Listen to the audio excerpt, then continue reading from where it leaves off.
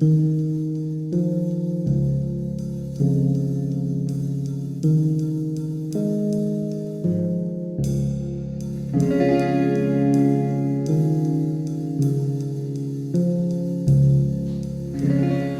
a hablar sobre el concepto de territorio y cómo pensamos esta idea de territorio y cómo la podemos trabajar para las políticas públicas de una forma útil, pero que también refleje lo que queremos decir y lo que queremos hacer cuando nos enfocamos territorialmente en una política pública determinada.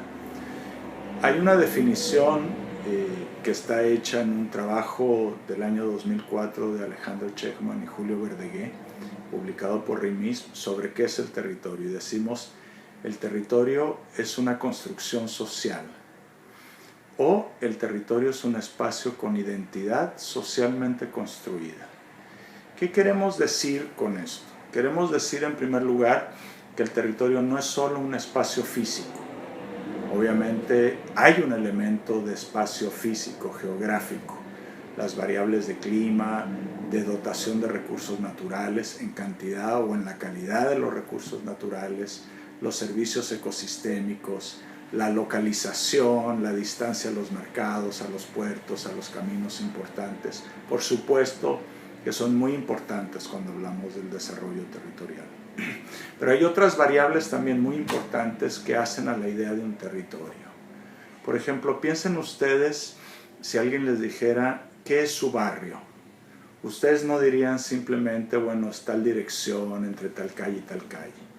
Sí, hay un espacio, hay una geografía, pero probablemente ustedes dirían, bueno, hay ciertos vecinos, hay un parque, hay seguridad, hay calidad de vida o no hay calidad de vida, etc.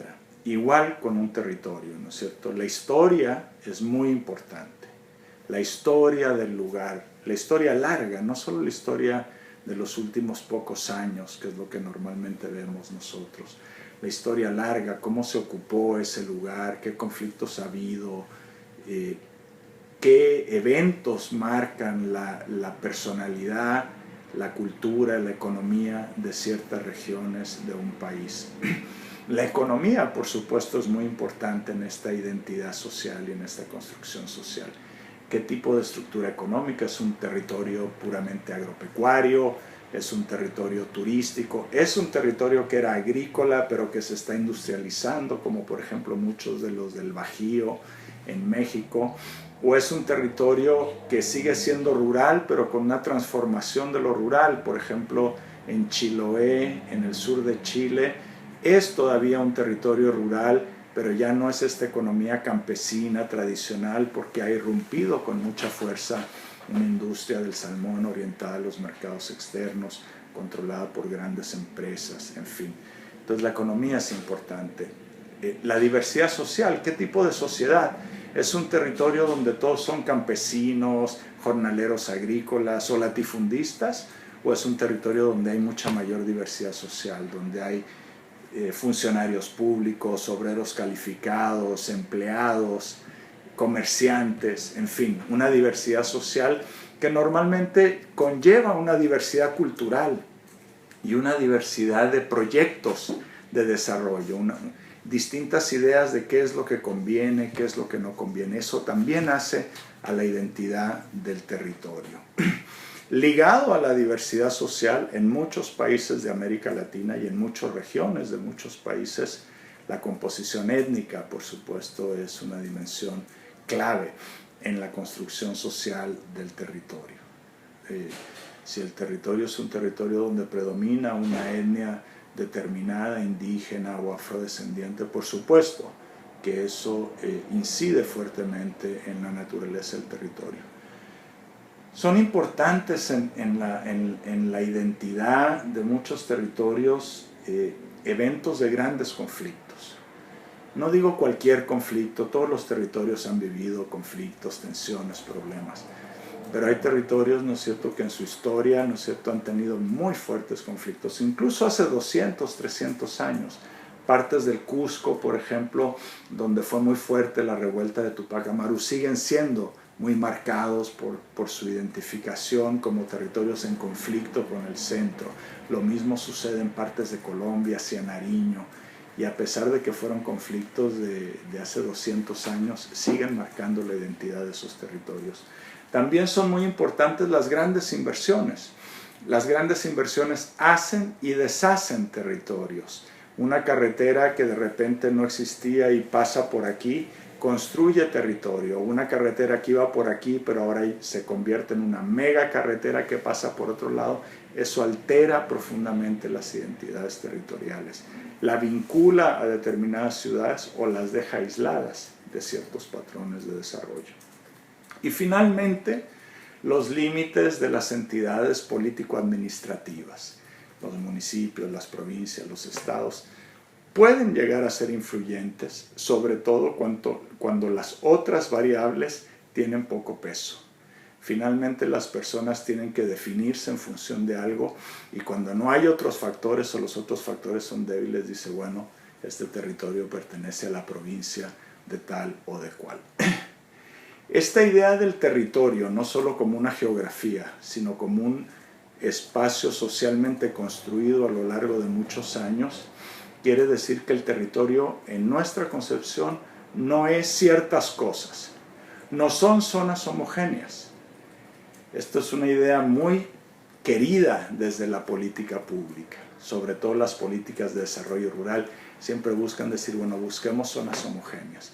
Los territorios son sociedades, son las expresiones espaciales de una sociedad, y las sociedades no tienen por qué ser homogéneas, y no lo son, casi nunca lo son.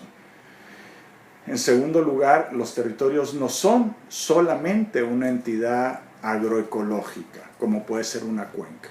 Puede que el territorio, entendido como un espacio con identidad social, coincida con una cuenca, pero puede que los mercados laborales no se ajusten a la cuenca, puede que los circuitos comerciales no se ajusten estrictamente a la cuenca, puede que los elementos étnicos o culturales no se ajusten a la cuenca.